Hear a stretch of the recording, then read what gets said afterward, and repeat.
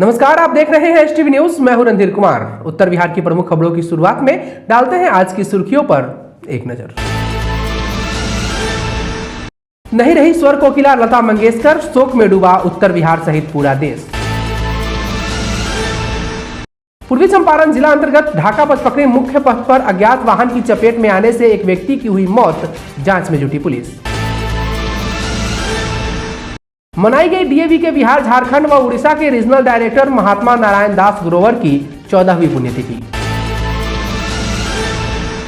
Dhaka police ने की छापेमारी, एक शराब धंधेबाज को किया गिरफ्तार, मामला दर्ज कर पुलिस अग्रिम कार्रवाई में जुटी। और निर्भया दुष्कर्म कांड के आरोपियों को फांसी के फंदे तक पहुंचाने वाली वकील सीमा समृद्धि कुशवाहा को छपरा में प्रेरणा दूत अवार्ड से किया गया सम्मानित।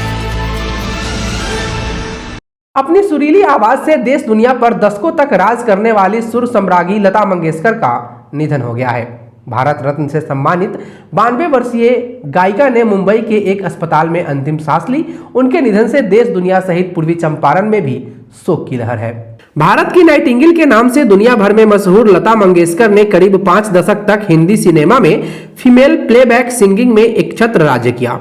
मंगेशकर ने 1942 में महज 13 साल की उम्र में अपने करियर की शुरुआत की थी। उन्होंने कई भारतीय भाषाओं में अब तक 30,000 से ज्यादा गाने गाए हैं। उन्हें देश के सर्वोच्च नागरिक सम्मान भारत रत्न से भी नवाजा जा चुका है। इसके अलावे उन्हें पद्म भूषण, पद्म विभूषण और दादा साहेब फाल्के पुरस्कार से भी सम्मानित किया जा चुका है।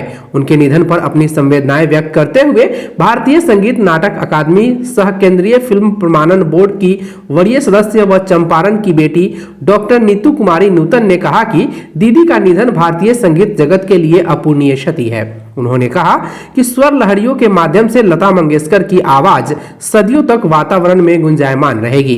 उनके निधन पर उत्तर बिहार सहित चंपारण के लोगों ने भी शोक व्यक्त की है। पूर्वी चंपारण के ढाका पुलिस ने थाना क्षेत्र के औरैया गांव में गुप्त सूचना के आधार पर छापेमारी कर एक शराब धंधेबाज को गिरफ्तार किया है। जानकारी देते हुए ढाका थाना अध्यक्ष अभय कुमार ने बताया कि सूचना के आधार पर शराब धंधेबाज के घर पर छापेमारी के दौरान आरोपी के घर से 30 बोतल नेपाली सॉफी शराब के साथ एक धंधेबाज को भी गिरफ्तार किया गया है।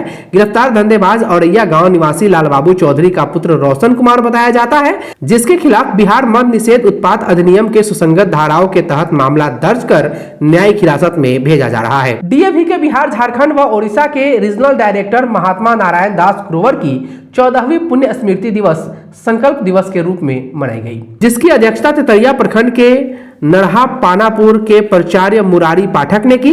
इस दौरान विद्यालय परिसर के तरफ से हवन किया गया। इस दौरान 70 गरीब जरूरतमंद व्यक्तियों के बीच कंबल का भी वितरण किया गया।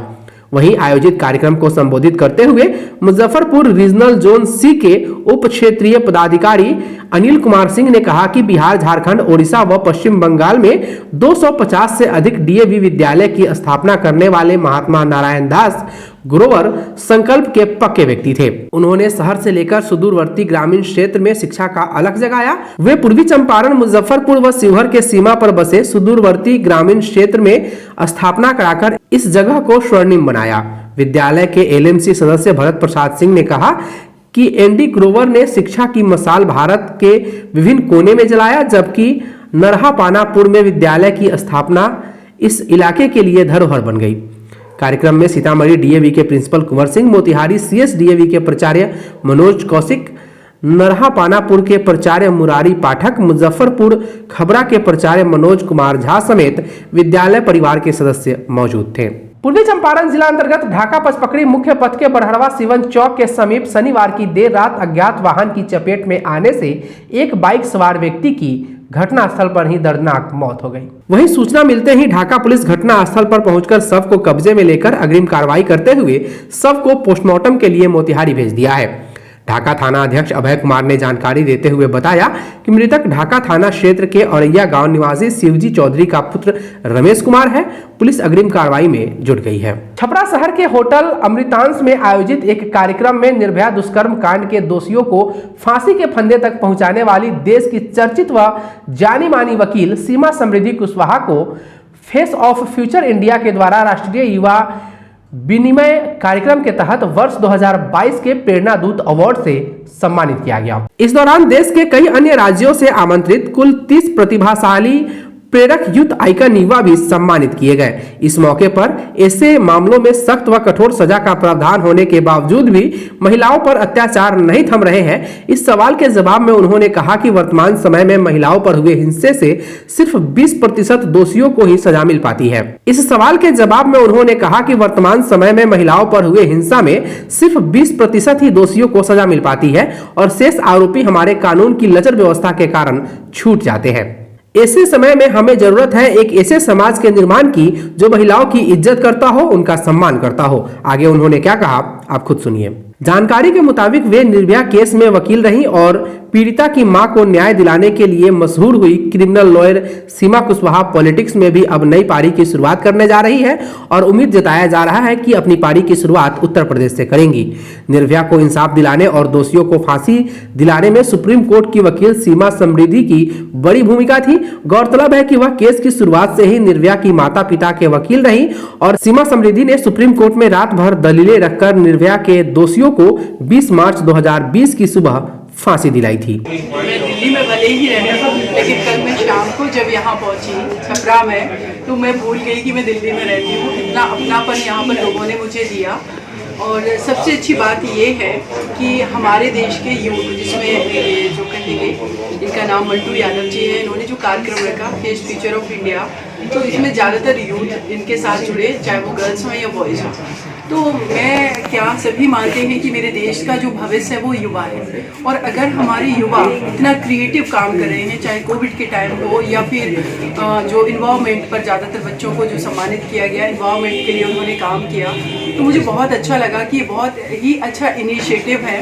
इतना बड़ा घटना होता है, ऐसी सजा दिलाती हैं आप जो उसके आरोपी होते हैं, उसके बावजूद भी महिलाओं के खिलाफ इस तरह के अत्याचार रुक क्यों नहीं रहे हैं? कारण सब क्या कारण आपको? देखिए सर, अगर हम कानून की बात करें तो मुझे लगता है आफ्टर निर्भया केस 2012 के बाद बहुत अच्छे कानून बने हैं। आईपीसी में अमेंडमेंट किया गया, सीआरपीसी में किया गया, जुवेनाइल एक्ट में किया गया, बर्मा कमेटी की रिकमेंडेशंस है। लेकिन अगर हम उनके इम्प्लीमेंटेशन की बात करें तो इम्प्लीमेंटेशन सही ना होने की वजह से क्राइम नहीं रुक पा रहे हैं। सबसे बड़ा कारण है क्योंकि 2000 अगर हम 12 के बाद भी देखेंगे, रिसेंटली एनसीआरबी का डाटा है 30% कन्विक्शन रेट है। तो अगर आउट ऑफ 100 में 30% कन्विक्शन रेट है और वो भी कन्विक्शन रेट कितने साल में है ये भी किसी को नहीं पता। निर्भया के 7 साल में डिसाइड हुआ, तो जो 70% लोग हैं क्रिमिनल वो कहाँ हैं? वो हमारे आपके बीच में घूम रहे हैं क्योंकि लॉ का प्रॉपर इम्प्लीमेंटेशन नहीं है।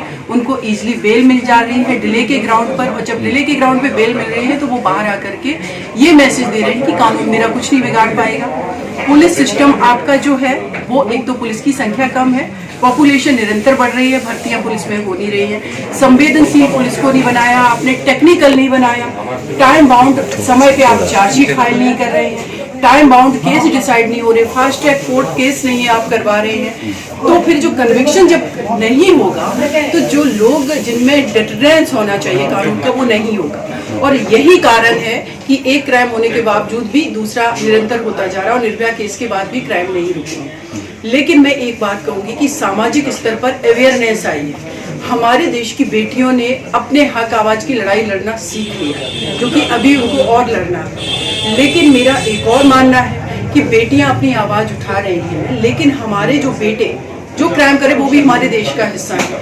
उनकी मानसिकता क्यों नहीं बदल रही है? तो as a citizen, as a politician, as a social worker, as a policeman, as a जज, ये हम सबकी एज ए पत्रकार ये रिस्पॉन्सिबिलिटी है कि एज ए सिटीजन हम ये रिस्पॉन्सिबिलिटी अपने ऊपर लें कि हमारे जो युवा क्राइम कर रहे हैं उनकी मानसिकता कैसी बदले। तो उस पर सबसे ज़्यादा बात करने की ज़रूरत है। एक तरफ हम अपनी बेटियों को एम्पावर्ड कर रहे हैं। निर्भया पैरामेडिकल करके देहरादून में स्टडी करती थी, अकेले आती जाती थी, वहाँ पर बीपीओ सेक्टर में काम करके पैसे अर्न करती थी। वो बेटी एम्पावर्ड थी, फिनेंशियली, मेंटली, सोशली, फिजिकली। लेकिन जिन्होंने क्राइम किया उनकी मानसिकता दूषित थी, इसलिए उन्होंने क्राइम किया। तो हमें जितना महिलाओं को एम्पावर्ड करने की जरूरत है उससे ज्यादा जो मानसिकता ऐसी पनप रही है। आज के लिए बस इतना ही। एसटीवी न्यूज पर प्रसारित होने वाली खबरें प्रोग्राम्स आप जीटीपीएल के चैनल नंबर 985 और डेन के चैनल नंबर 155 के साथ साथ आप अपनी सुविधा अनुसार मोबाइल फोन पर भी देख सकते हैं। अगर आप हमें यूट्यूब के माध्यम से देखना चाहते हैं तो एसटीवी न्यूज के ऑफिशियल यूट्यूब चैनल को सब्सक्राइब करें और बेल आइकन दबाकर ताज़ा वीडियोज की नोटिफिकेशन प्राप्त करें। फेसबुक पर हमारे साथ जुड़ने के लिए एसटीवी न्यूज के फेसबुक पेज को लाइक करें और ट्विटर पर एसटीवी न्यूज को फॉलो करें। तमाम लेटेस्ट अपडेट के लिए देखते रहिए उत्तर बिहार का सबसे तेजी से उभरता न्यूज चैनल एसटीवी न्यूज, सच की आवाज़। नमस्कार।